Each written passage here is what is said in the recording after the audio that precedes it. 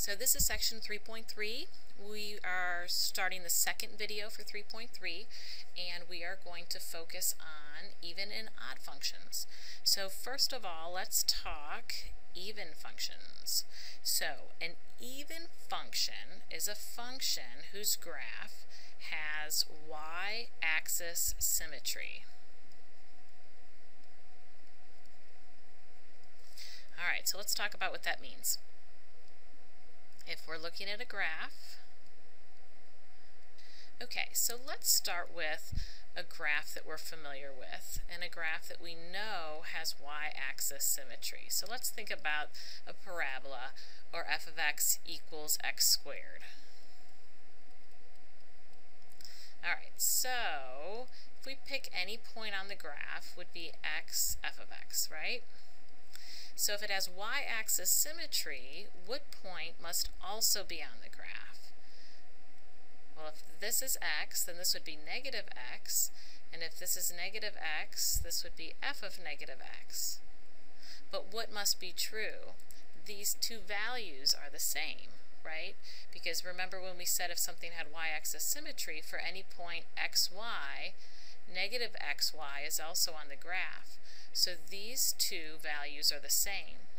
So if a function is even, that is, it has y-axis symmetry, then f of negative x is equal to f of x. Now, if a function is odd, let's consider that, and then I'll show you what we're going to do with this. So an odd function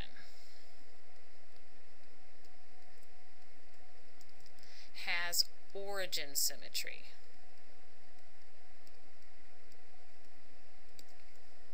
Okay, so what does origin symmetry mean?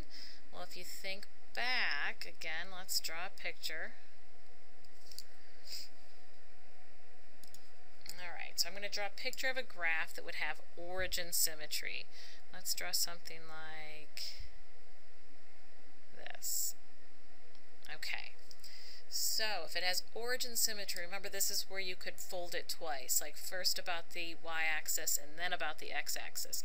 So this point would lie directly on this one after those two folds. So if we think of this point as x, f of x, then this point would be negative x, right? So again, if it's negative x, then this has to be f of negative x. So what is its relationship to f of x? Well, if we go back to thinking about, remember we said, okay, if this point was xy, then this point would have to be negative x, negative y, right? So in that case, f of negative x is the same as negative f of x. So if a function is odd, then this statement is true. Okay, so again, an even function, we would say f of negative x is equal to f of x. For an odd function, f of negative x is equal to negative f of x. So what will you be asked to do with this? Let's look at an example.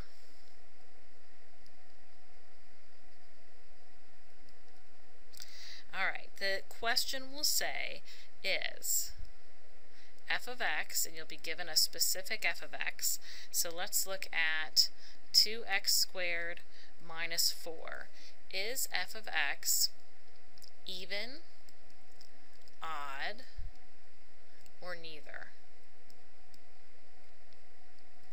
And you're to use that information to figure it out. So again, remember, let's recap.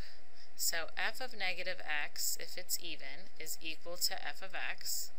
And if it's odd, f of negative x is equal to negative f of x. So basically, what I need to know is what is f of negative x, and is it equal to f of x, or is it equal to negative f of x? So it would also be helpful to know what negative f of x is equal to. So what is negative f of x? And if you recall from 3.1, that just means negative and then whatever f of x is. So simplified, it would be negative 2x squared distributing plus 4. So negative f of x is negative 2x squared plus 4. So the question is what will this give me? Will it give me f of x, will it give me negative f of x, or will it give me neither? So if I plug in a negative x in the f function and then simplify it, let's see what we get. 2 times negative x squared minus 4. So remember, a negative squared is positive. So this is 2x squared minus 4. So now I need to compare this to f of x and to negative f of x. Is it the same as either of those? Yes, it's the same as f of x. So that tells me that f of negative x is the same as f of x, so my function is even. Okay, I would like for you to try one of these on your own and see what you come up with, and then we can look at it together in class. So I'd like for you to tell me, is f of x equals 6x to the 5th plus 9 even, odd, or neither? Okay, I'm going to end this video here, and we do have one more. Video 3 will talk about average rate of change.